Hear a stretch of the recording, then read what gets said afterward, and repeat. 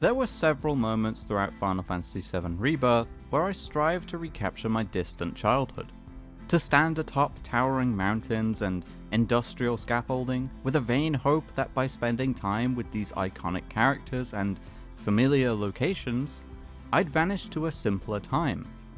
One where I could remain ensnared by nostalgia instead of looking toward the future. Against my expectations, this reimagining wants to hold on to the past while simultaneously leaving it behind, crafting an expanded, experimental gem that leaves us with a devastating crescendo.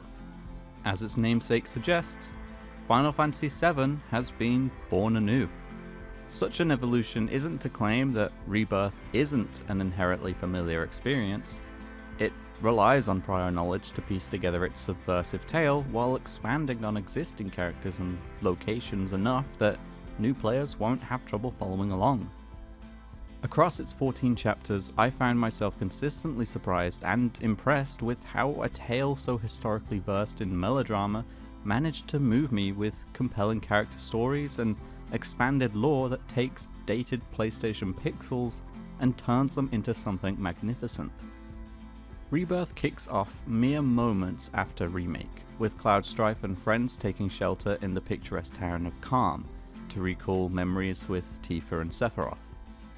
We watch this hometown burn to the ground as Sephiroth murders everyone in sight, learning his true fate at the hands of Shinra and Jenova. But as all of these moments play out, their reliability will be called into question, as if events from the original game and the characters experiencing them have somehow changed. Nothing is as it seems, with Rebirth constantly adjusting our expectations with set pieces, characters, and locations familiar on the surface, yet hiding much more beneath it all. What I love most is how Square Enix has taken these old foundations and given them new life, sprinkling storytelling and lore across an oddly restrained open world where every little quest and discovery is worth seeking out.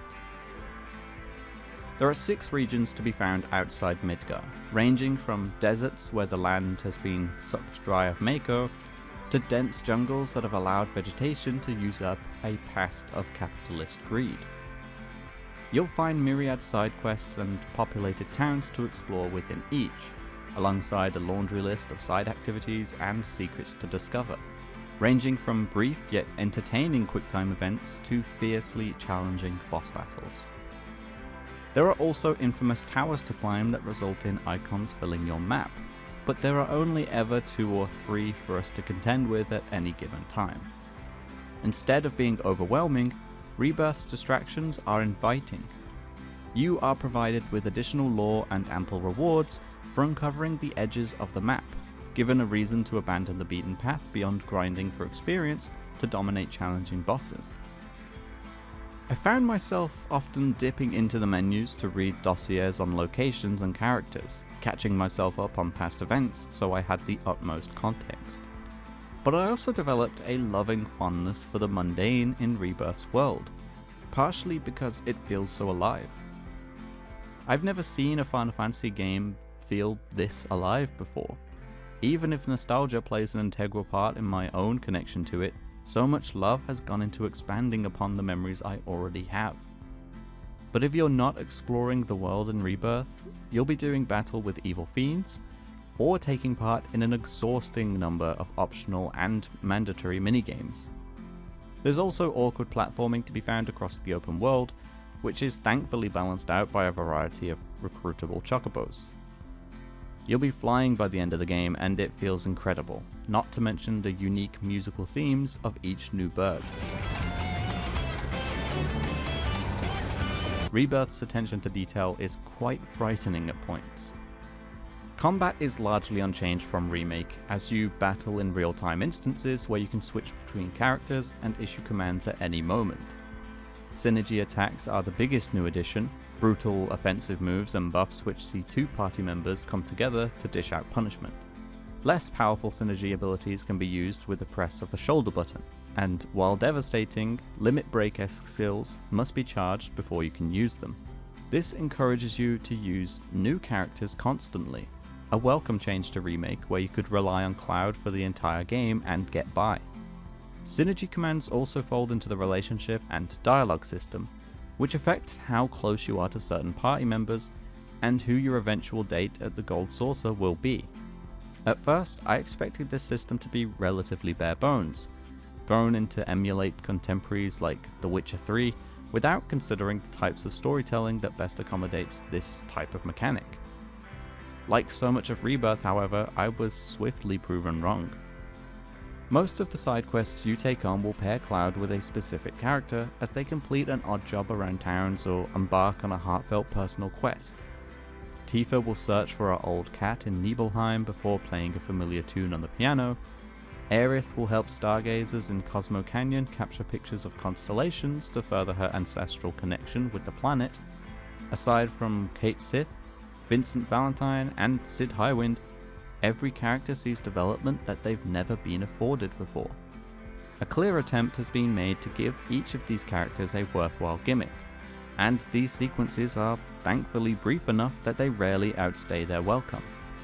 Some of them can border on the filler content that we saw in Remake's later moments, but it never quite grows that egregious. Like nearly everything in Rebirth, it is smarter and more considered than its predecessor. Then there are the minigames. So many goddamn minigames. Square Enix has taken the task of fleshing out the original game very seriously, and that means Chocobo Racing is the Final Fantasy kart racer we've always wanted. While you'll also find functional pianos for playing with exhaustive note charts, and a digital card game known as Queen's Blood that has more than enough depth to be a standalone digital release. I haven't even touched on Fort Condor, Run Wild, Desert Rush, several different rhythm games, or the countless new distractions at the Gold Saucer. You could spend dozens of hours alone mastering all of the extra bits and pieces Rebirth has to offer, so much so that it does grow overwhelming. Rebirth is restrained in its characters and world building, but sadly piles on too much content at times that it hinders itself. It still feels like there is so much in Final Fantasy VII Rebirth I haven't touched upon, including a story I can't wait to see unpacked and theorized upon in the years to come, as we await the final installment in this ambitious trilogy. I went into the sequel with trepidation, as I feared Square Enix would turn this magical game into a bland open world experience, with all the worst offenders of modern game design. While it isn't perfect, a concerted effort to make Rebirth feel alive, substantial, and filled with so much heart has been made here that I have to commend.